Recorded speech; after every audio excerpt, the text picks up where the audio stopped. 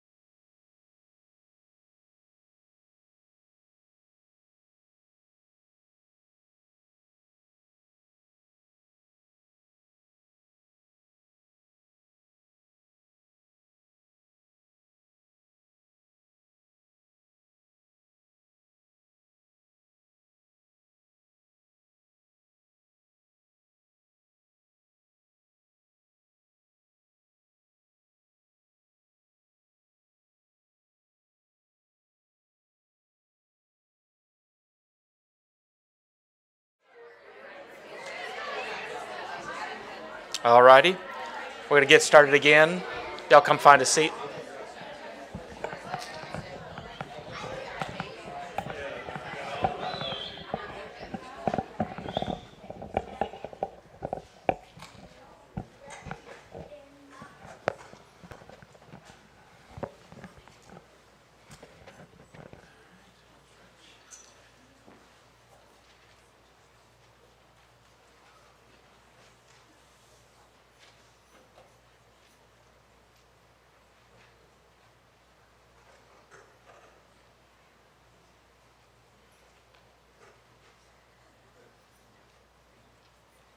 Ava Booth first, and Samson Hillicky will follow.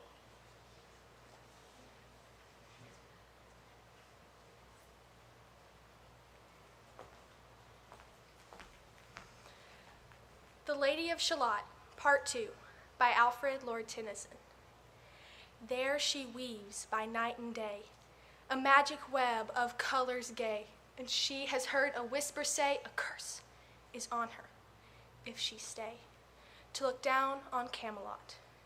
She knows not what the curse may be, and so she weaveth steadily, and little other care hath she, the Lady of Shalott.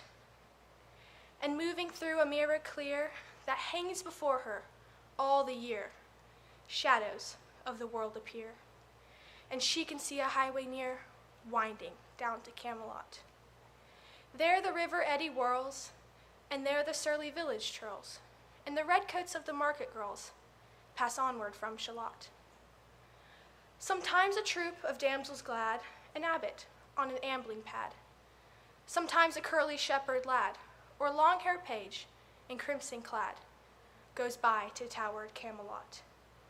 And sometimes through the mirror blue, the knights come riding, two and two. She hath no loyal knight and true, the Lady of Shalott. But in her web she still delights to weave the mirror's magic sights, for often through the silent nights a funeral with plumes and lights and music went to Camelot. Or when the moon was overhead, came two young lovers, lately wed. I'm half sick of shadows, said the Lady of Shalott. The Lady of Shalott, Part 2, by Alfred, Lord Tennyson.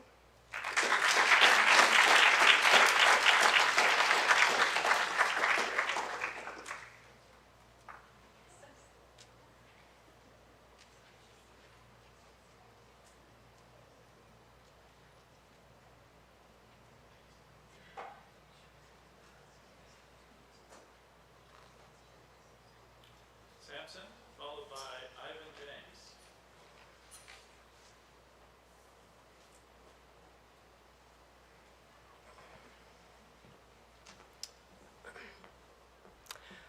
An excerpt from Paradise Lost by John Milton. Is this the region, this the soil, the clime, said then the lost archangel. This the seat that we must change for heaven, this mournful gloom for that celestial light. Be it so, since he who now is sovereign can dispose and bid what shall be right. Furthest from him is best, whom reason hath equaled. Force hath made supreme above his equals. Farewell, happy fields, where joy forever dwells. Hail, horrors! Hail, infernal world! And thou, profoundest hell, receive thy new possessor, one who brings a mind not to be changed by place or time. The mind is its own place, and in itself can make a heaven of hell, a hell of heaven. What matter where, if I be still the same, and what I should be, all but less than he whom thunder hath made greater? Here at least we shall be free. The Almighty hath not built here for his envy, will not drive us hence. Here we may reign secure, and in my choice to reign is worth ambition, though in hell. Better to reign in hell than serve in heaven. But wherefore? Let we then, our faithful friends, the associates and co-partners of our loss, lie thus astonished on the oblivious pool, and call them not to share with us their part in this unhappy mansion, or once more with rallied arms to try what may be yet regained in heaven, or what more lost in hell. An excerpt from Paradise Lost by John Milton.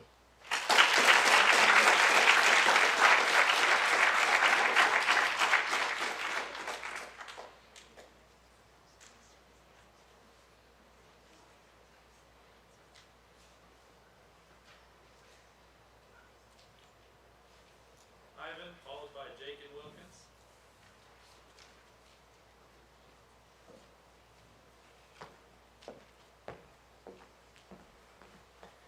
A selection from Notes from the Underground by Fyodor Dostoevsky. I am a sick man. I am a spiteful man. No, I am not a pleasant man at all. I believe there is something wrong with my liver. However, I don't know a damn thing about my liver, and neither do I know whether there is anything really wrong with me. I'm not under medical treatment and have never been, though I do respect medicine and doctors. In addition, I am extremely superstitious, at least sufficiently so to respect medicine. I'm well educated enough not to be superstitious, but I am superstitious for all that. The truth is, I refuse medical treatment out of spite. I don't suppose you will understand that. Well, I do. I don't expect I shall be able to explain to you who it is I'm actually trying to annoy in this case by my spite. I realize full well that I can't hurt the doctors by refusing to be treated by them. I realize better than anyone else that by all this, I'm only hurting myself and no one else. Still, the fact remains that if I refuse to be medically treated, it is only out of spite. My liver hurts me. Well, let it damn well hurt. The more it hurts, the better. A selection from Notes from the Underground.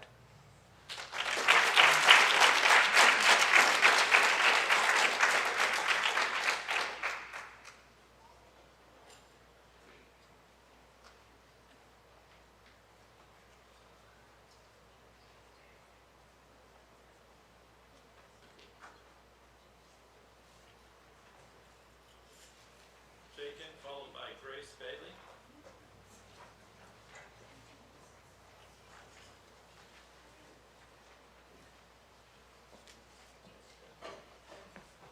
Psalm 60.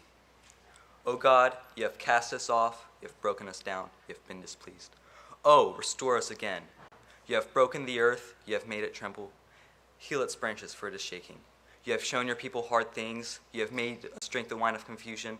You have given a banner to those who feared you, that it may be displayed because of your truth. That your beloved may be delivered, hear me and save with your right hand.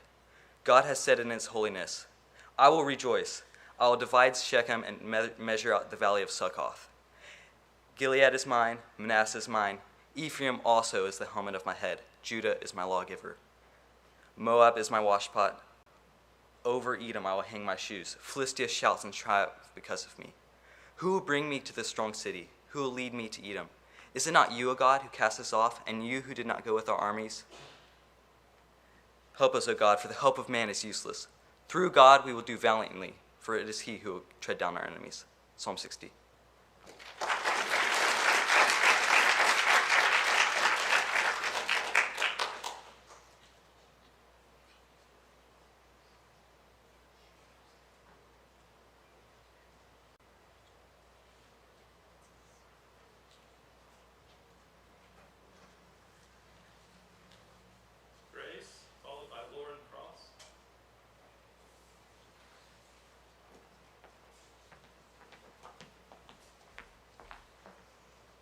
An excerpt from The Bad Beginning by Lemony Snicket. To Beatrice, darling, dearest, dead. If you are interested in stories with happy endings, you are better off reading some other book. In this book, not only is there no happy ending, there is no happy beginning, and there is no happy middle things and there's not very many happy things in the middle either. This is because not very many happy things happened in the lives of the 3 Baudelaire orphans. Violet, Klaus, and Sunny Baudelaire were extremely intelligent children, and they were resourceful and charming, and they had pleasant facial features. But they were extremely unlucky, and everything that happened to them was rife with misfortune, misery, and despair. I'm sorry to tell you this, but that is how the story goes. Their misfortune began one day at Briny Beach.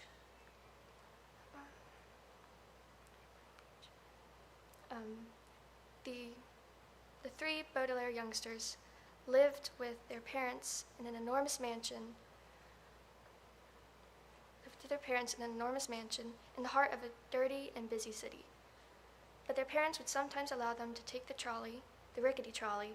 The word rickety here means, as you probably know, unstable or likely to collapse, alone to the seashore, where they would spend their day as a sort of vacation, as long as they were home in time for dinner.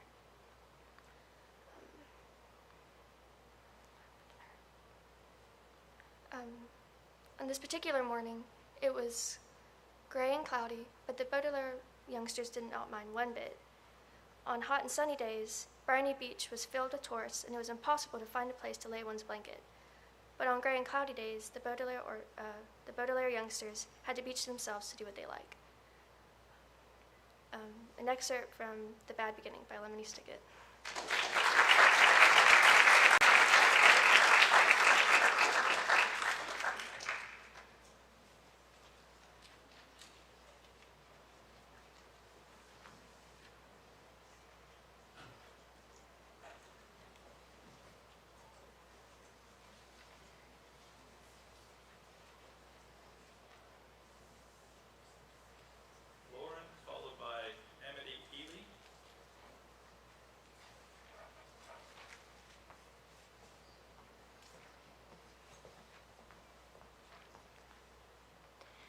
An excerpt from A Tale of Two Cities by Charles Dickens.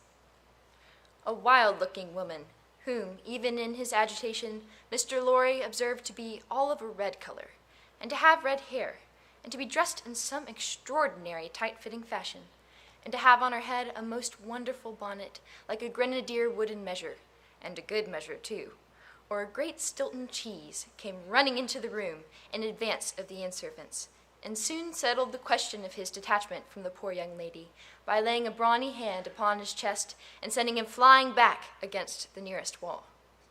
I really think this must be a man, was Mr. Lorry's breathless reflection, simultaneously with his coming against the wall. Why, look at you all! bawled this figure, addressing the inn-servants. "Why don't you go and fetch things, instead of standing there staring at me? I'm not so much to look at, am I? Why don't you go and fetch things? I'll let you know. If you don't bring smelling salts, cold water, and vinegar quick, I will." There was an immediate dispersal for these restoratives, and she softly laid her patient on a sofa, and tended her with great skill and gentleness, calling her my precious and my bird, and spreading her golden hair aside over her shoulders with great pride and care. "And you, in brown," she said, indignantly turning to Mr. Lorry, "couldn't you tell her what you had to tell her without frightening her to death? Look at her with her pretty pale face and her cold hands. Do you call that being a banker?" Mr. Lorry was so disconcerted by a question so hard to answer that he could only look on at a distance with much feebler sympathy and humility, while the strong woman, having banished the inn-servants under the mysterious punishment of letting them know, something not mentioned if they stayed there staring, recovered her charge by a regular series of gradations, and coaxed her to lay her drooping head upon her shoulder. "I hope she will do well now," said Mr. Lorry. "No thanks to you, in brown, if she does, my darling pretty." "I hope," said Mr. Lorry, after another pause of feeble sympathy and humility, "that you accompany Miss Manette to France?" "A likely thing, too," replied the strong woman. "If it was ever intended for me to go across salt water, do you suppose Providence would have cast my lot in an island?" This being another question hard to answer, Mr. Jarvis Lorry withdrew to consider it. An excerpt from A Tale of Two Cities by Charles Dickens.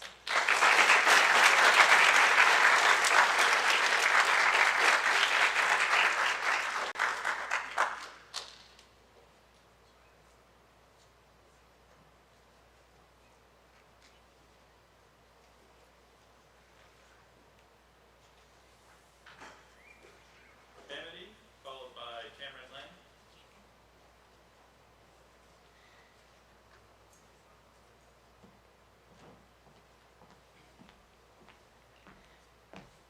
An excerpt from Chapter 3 of Pride and Prejudice by Jane Austen. Mr. Bingley had soon made himself acquainted with all the principal people in the room.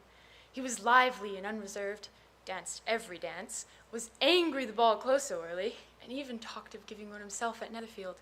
Such amiable qualities must speak for themselves. What a contrast between him and his friend. Mr. Darcy danced only once with Mrs. Hurst and once with Miss Bingley, refused to be introduced to any other lady, and spent the rest of the evening walking about the room, speaking only occasionally to one of his own party. His character was decided. He was the proudest, most disagreeable man in the world, and everybody hoped he would never come there again. Amongst the most violent against him was Mrs. Bennet, whose general dislike of his behavior was sharpened into particular resentment by his having slighted one of her daughters. Elizabeth Bennet was obliged by the scarcity of gentlemen to sit down for 2 dances, and during part of that time, Mr. Darcy was standing near enough for her to overhear a conversation between him and Mr. Bingley, who had come from the dance for a few minutes to come press his friend to join it. "Come, Darcy," said he, "I must have you dance. I hate to see you standing about here by yourself in this stupid manner. You had much better dance." "I certainly shall not. You know how I detest it, unless I am particularly acquainted with my partner. And at such an assembly as this, it is insupportable. Your sisters are engaged, and there is not another woman in the room whom it would not be a punishment to me to stand up with." "I would not be so fastidious as you are," cried Bingley. "For a kingdom! Upon my honor, I have never met with so many pleasant girls in my life as I have this evening, and there are several of them you find uncommonly pretty." "You are dancing with the only handsome girl in the room," said Mr. Darcy, looking at the eldest Miss Bennet. "Oh, she is the most beautiful creature I have ever beheld. But there is one of her sisters sitting just behind you, who is very pretty and I dare say very agreeable. Do let me ask my partner to introduce you. Which do you mean?" And turning round, Mr. Darcy looked at Elizabeth till, catching her eye, he withdrew his own and coldly said, "She is tolerable, but not handsome enough to tempt me your time here with her."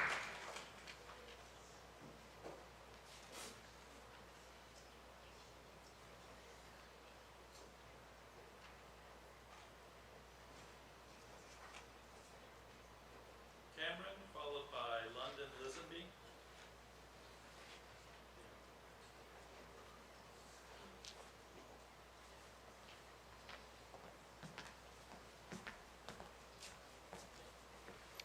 Judges 3:15 through 25.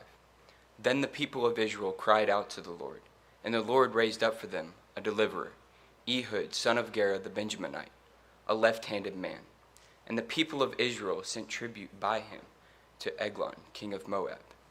And Ehud made for himself a sword, a cubit in length, with 2 edges.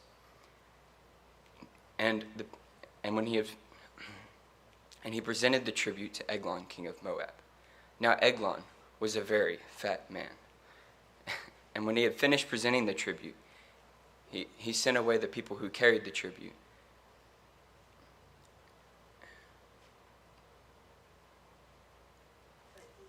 But he himself turned back at the idols near Gilgal and said, I have a secret message for you, O king. And the king commanded silence, and his attendants went out from his presence. Then Ehud came to him while he was sitting alone in his cool room, and said, I have a message from God for you, O king. And he arose from his seat and took his sword from his right thigh and thrust it into his belly, and the fat closed over the blade, and the hilt went in also, and the dung came out. And Ehud went out on the porch and locked the doors behind him. And the servants came, and when they found that the doors were locked, they said, surely he is relieving himself in the cool room. And while they waited, Ehud escaped. And the servants waited until they were embarrassed, and they said, and their master did not come out. And they took the key and opened the door and found their master dead on the floor. Judges 3:15 through 25.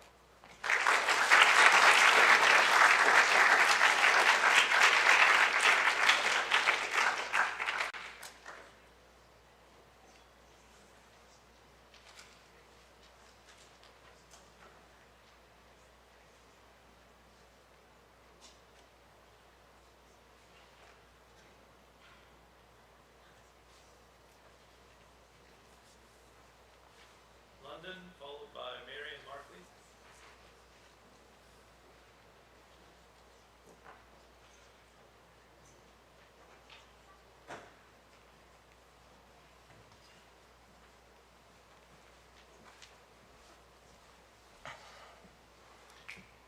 An excerpt from Hamlet by William Shakespeare.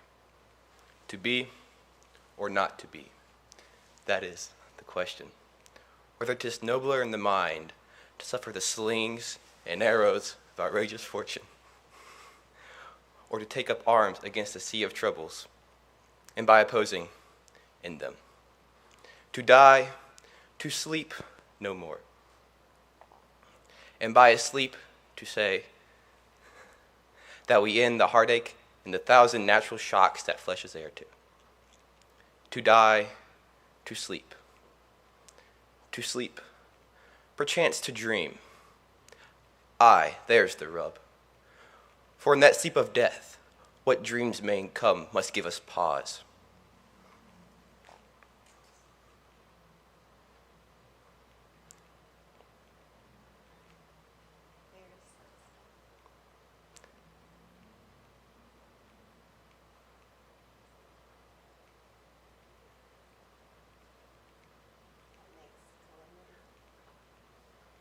Oh yeah, that's right.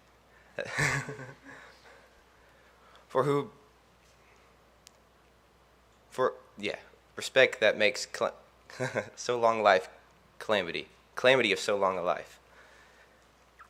For who would bear the whips and scorns of time, the oppressor's wrong, the proud man's calamity, the pangs of despised love,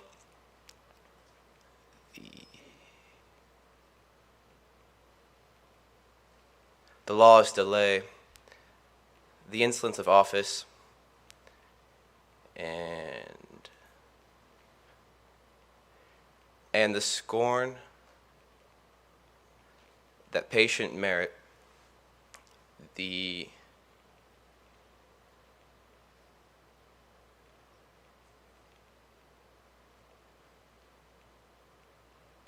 unworthy takes, when he himself might his quietest make with a bared bodkin.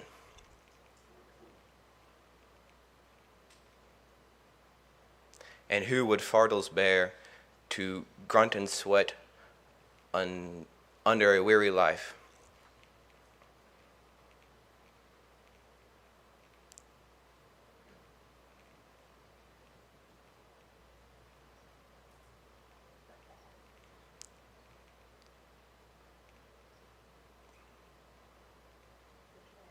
But that the dread of something after death, that undiscovered country, from whose bourne no traveler returns,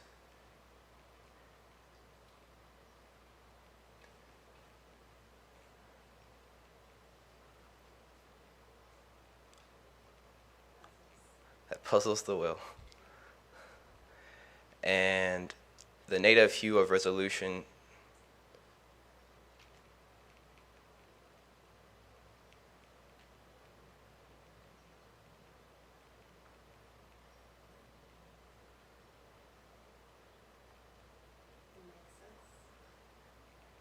and makes us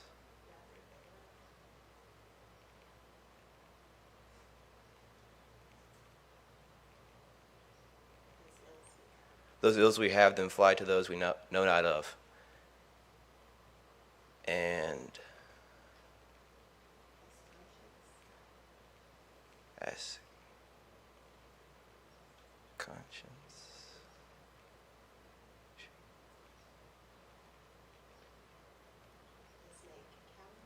does make cowards of us all. And enterprises of great pitch and monument turn their current awry and lose the name of action. Phaeophilia, nymph, in thy orisons may all my sins be remembered. An excerpt from Hamlet by William Shakespeare.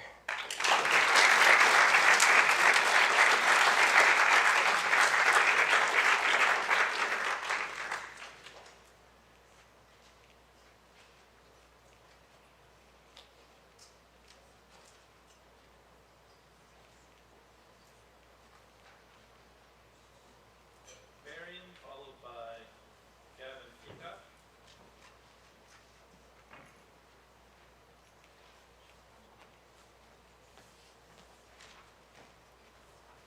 An excerpt from William Churchill's speech, "We Shall Fight on the Beaches." We have found it necessary to take measures of increasing stringency, not only against enemy aliens and suspicious characters of other nationalities, but also against British subjects who may become a danger or a nuisance should the war be transported to the United Kingdom.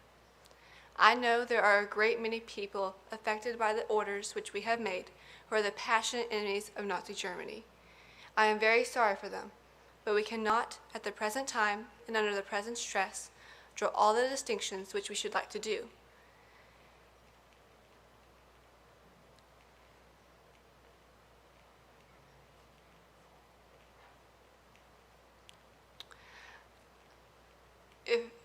If parachute landings were attempted and fierce fighting attendant upon them followed, these unfortunate people would be far better out of the way, both for their own sakes as well as for ours. There is, however, another class for which I feel not the slightest sympathy. Parliament has given us the power to put down fifth column activities with a strong hand, and we shall use those powers subject to the supervision and correction of the House without the slightest hesitation until we are satisfied, and more than satisfied, that this malignancy in our midst has been effectively stamped out. Turning once again, and this time more generally to the question of invasion, I would observe that there has never been a period in all the long centuries of which we boast when an absolute guarantee against invasion, still less against serious raids, could have been given to our people. In the days of Napoleon, the same wind which would have carried his transports across the Channel might have driven away the blockading fleet. There was always the chance, and it is that chance which has excited and befooled the imaginations of many continental tyrants. Many are the tales which are told. We are assured that novel methods will be adopted, and when we see the originality of malice, the ingenuity of aggression which our enemy displays, we may certainly prepare ourselves for every kind of novel stratagem and every kind of brutal and treacherous maneuver. I think that no idea is so outlandish that it should not be considered and viewed with a searching, but at the same time, I hope, with a steady eye. We must never forget the solid assurances of sea power, and those which belong to the air power if it can be locally exercised. I have myself full confidence that if all do their duty, if nothing is neglected, and if the best arrangements are made, as they are being made, we shall prove ourselves once again able to defend our island home, to ride out the storm of war, and to outlive the menace of tyranny, if necessary for years, if necessary alone. At any rate, that is what we are going to try to do. That is the resolve of His Majesty's government, every man of them. That is the will of Parliament and the nation. The British Empire and the French Republic, linked together in their cause and in their need, will defend to the death their native soil, aiding each other like good comrades to the utmost of their strength. Even though large tracts of Europe and many old and famous states have fallen or may fall into the grip of the Gestapo and all the odious apparatus of Nazi rule, we shall not flag or fail. We shall go on to the end. We shall fight in France. We shall fight on the seas and the oceans. We shall fight with growing confidence and growing strength in the air. We shall defend our island, whatever the cost may be. We shall fight on the beaches. We shall fight on the landing grounds. We shall fight in the fields and in the streets. We shall fight in the hills. We shall never surrender. And even if, which I do not for a moment believe, that this island or a large part of it were subjugated and starving, then our empire beyond the seas, armed and guarded by the British fleet, would carry on the struggle until, in God's good time, the new world, with all its power and might, steps forth to the rescue and liberation of the old. An excerpt from William Churchill's speech, "We Shall Fight on the Beaches."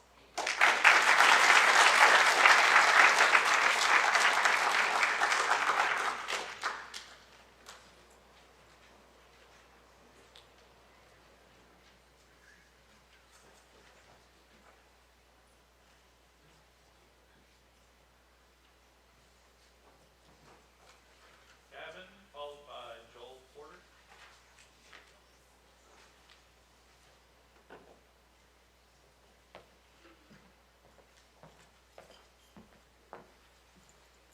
An excerpt from Frankenstein by Mary Shelley. Cursed, cursed Creator, why did I live? Why in this instant did I not extinguish the spark of existence which you had so wantonly bestowed? I know not. Despair had not yet taken possession of me. My feelings were those of rage and revenge. I could with pleasure have destroyed the cottage and its inhabitants, and have glutted myself with their shrieks of misery. But when night came, I quitted my retreat and wandered in the wood. And now, no longer restrained by the fear of discovery, I gave vent to my anguish with fearful howlings. I was like a wild beast that had broken the toils, destroying the objects that had obstructed me, and ranging the wood with a stag-like swiftness. Oh, what a miserable night I passed! The cold stars shone a mockery, and the bare trees waved their branches above me. Now and then, the sweet voice of a bird burst forth amidst the universal stillness. All save I were at rest or enjoyment. I, like the arch-fiend, bore a hell within me, and finding myself unsympathized with, wished to tear up the trees and spread havoc and destruction around me, and then to have sat down and enjoyed the ruin. But this was the luxury of sensation that could not endure. I became fatigued with the excess of bodily exertion, and sank down on the damp grass in the sick impotence of despair. There is none among the myriads of men that pity or assist me. And should I feel kindness toward my enemies? No. From that moment, I declared everlasting war against the species, but more than all, against him who had formed me and sent me forth into this insupportable misery. An excerpt from Frankenstein by Mary Shelley.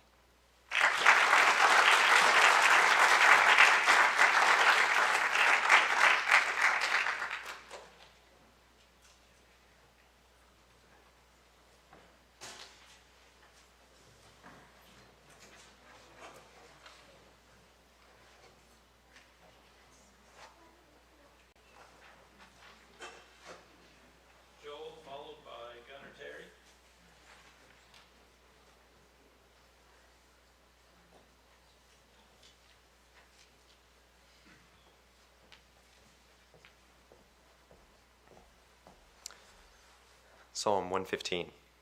Not to us, Yahweh, not to us, for to your name give glory, on your kin devotion and your truth. Wherefore shall the nations say, where then is their God? And our God is in the heavens, all which he desires he does. Their image is silver and gold, the work of man's hands. Mouths they have and not speaking, eyes they have and not seeing, ears they have and not hearing, nose they have and not smelling, hands they have and not feeling, feet they have and not walking, not mumbling in their throats. Like them shall become those making them, all those trusting in them.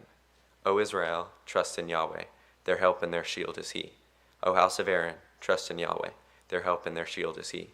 O fears of Yahweh, trust in Yahweh, their help and their shield is he. Yahweh marks us, he shall bless. He shall bless the house of Israel. He shall bless the house of Aaron. He shall bless the fears of Yahweh, the lesser with the greater. Yahweh shall add to you and to your children. Blessed are you of Yahweh, maker of heavens and earth. The heavens, heavens of Yahweh, and the earth he gave to the sons of Adam. The dead shall not hallelujah, nor those going down into silence. But we shall bless Yah, from now and unto past beyond. Hallelujah. Psalm 115.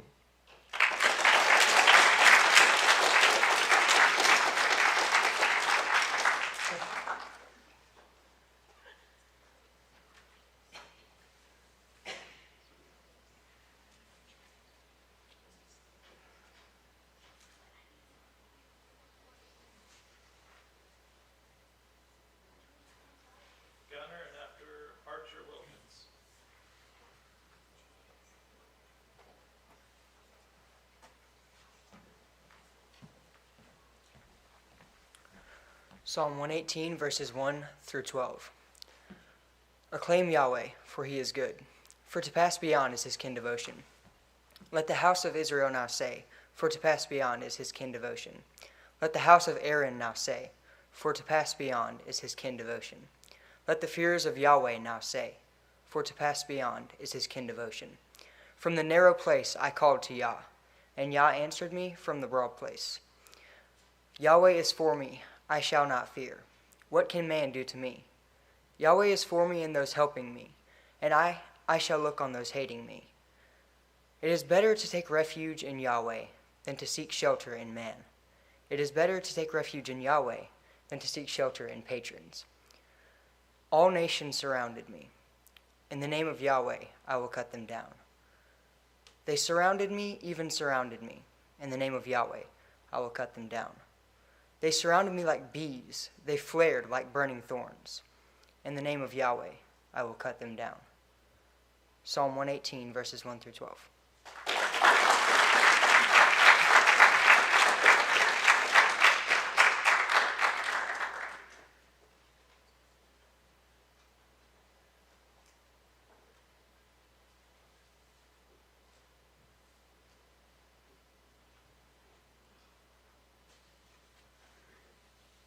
And then after Sophie Booth.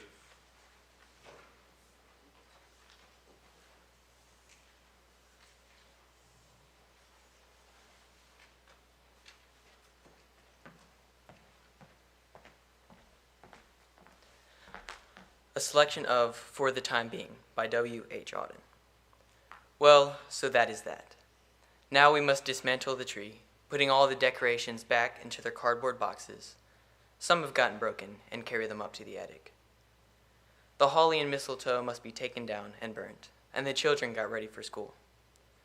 We have enough leftovers to do, warmed up for the rest of the week.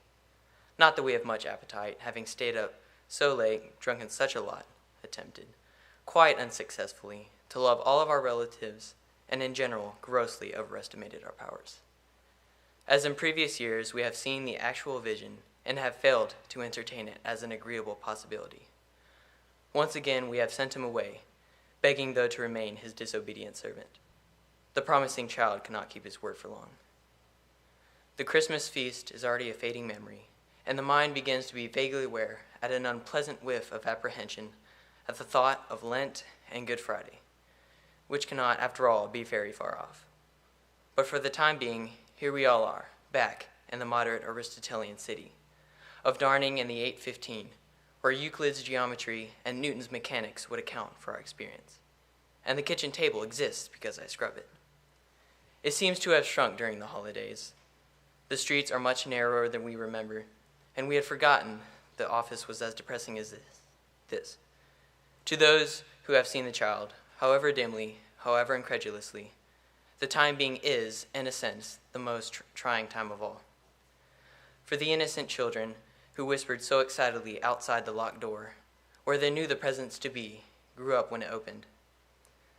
For now, recollecting that moment, we can repress the joy, but the guilt remains conscious. Remembering the stables for where once in our lives, everything became a you and nothing was an it. A selection of For the Time Being by W.H. Auden.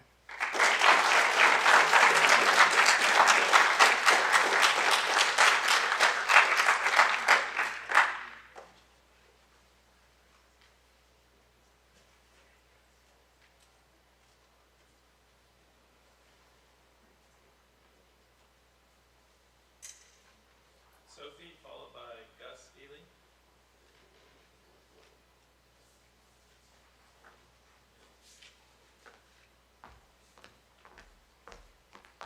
Proverbs 6, 1 through 11. My son, if you have put up security for your neighbor, have given a pledge for a stranger, if you are snared in the words of your mouth, caught in the words of your mouth, then do this, my son, and save yourself.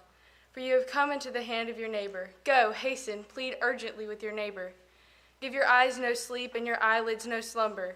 Save yourself like a gazelle from the hand of the hunter, like a bird from the hand of the fowler. Go to the ant, you sluggard. Consider her ways and be wise.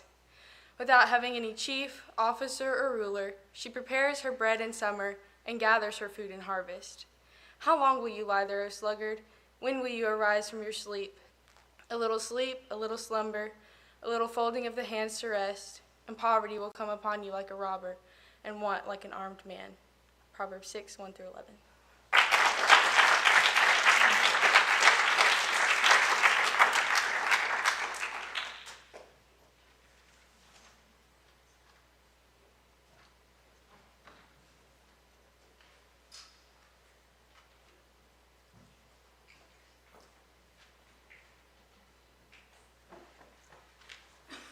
Gus, and then Maddie James.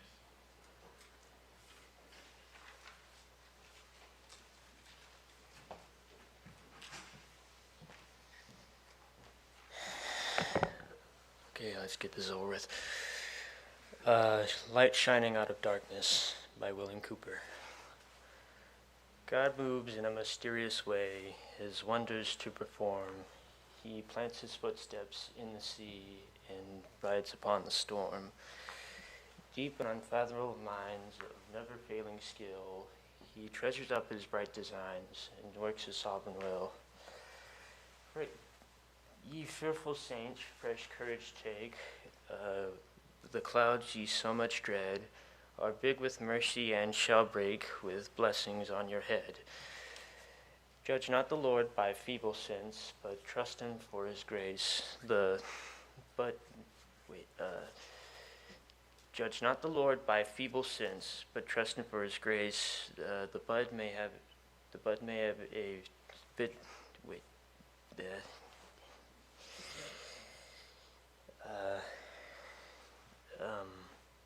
Trust him for his grace. Behind a frowning providence, he hides a smiling face. His purposes will ripen fast, unfolding every hour.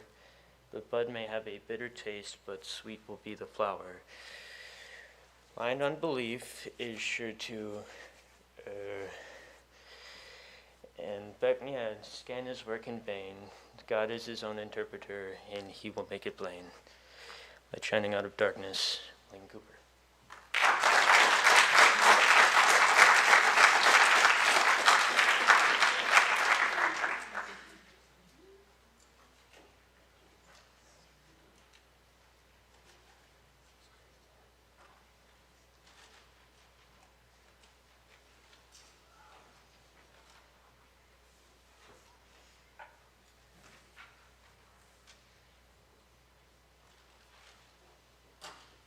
Maddie,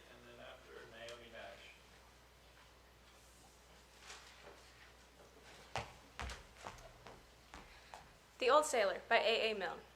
There was once an old sailor my grandfather knew, who had so many things which he wanted to do, but whenever he thought it was time to begin, he couldn't because of the state he was in.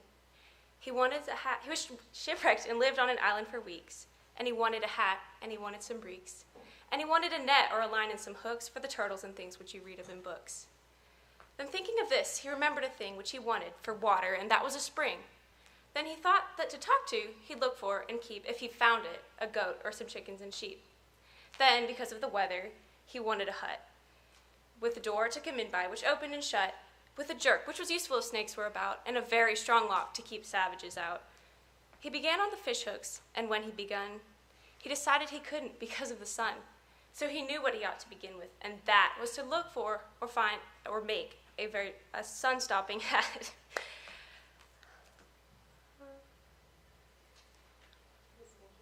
He was making the hat with some leaves from a tree when he thought, I'm as hot as a body can be, and I've nothing to take for my terrible thirst. So I'll look for a spring, and I'll look for it first. Then he thought as he started, oh dear, and oh dear, I'll be lonely tomorrow with nobody here. So he made in his notebook a couple of notes. I must first find some chickens, and no, I mean goats. He had just seen a goat which he knew by the shape when he thought, I must have a boat for escape. But a boat means a sail, which means needle and thread, so I better sit down and make needles instead. He was making a needle, but thought as he worked that if this were an island where savages lurked, sitting safe in his hut, he'd have nothing to fear, whereas now they might suddenly breathe in his ear. So he thought of his hut, and he thought of his boat, of his hat and his breeks and his chickens and goats, and the hooks for his food, and the spring for his thirst, but he never could think which he ought to do first. And so, in the end, he did nothing at all, but basked on a shingle wrapped up in a shawl. And I think it was dreadful the way he behaved. He did nothing but basking until he was saved. The Old Sailor by A.A. Milne.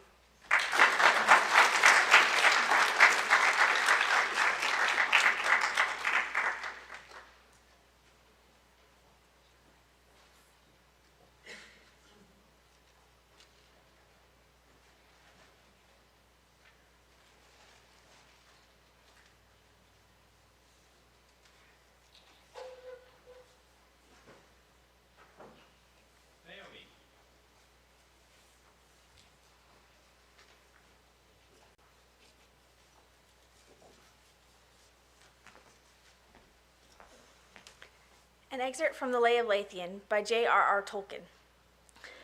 Thus Gorlim died a bitter death, and cursed himself with dying breath. And Barahir was caught and slain, and all good deeds were made in vain. But Morgoth's guile forever failed, nor wholly o'er his foes prevailed. And some that ever still that fought, on making that which malice wrought. Thus some men believed that Morgoth made the fiendish phantom that betrayed the soul of Gorlim, and brought the lingering hope forlorn to naught that lived amid the lonely wood. Yet Beren had, by fortune good, long hunted far afield that day, and benighted in strange places lay far from his fellows. In his sleep, he felt a dreadful darkness creep upon his heart. In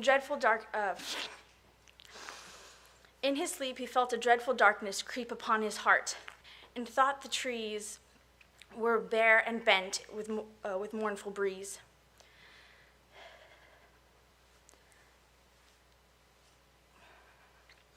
No leaves they had on bough and bark, and croaked. And as they croaked, each neb let fall a gout of blood. A web unseen,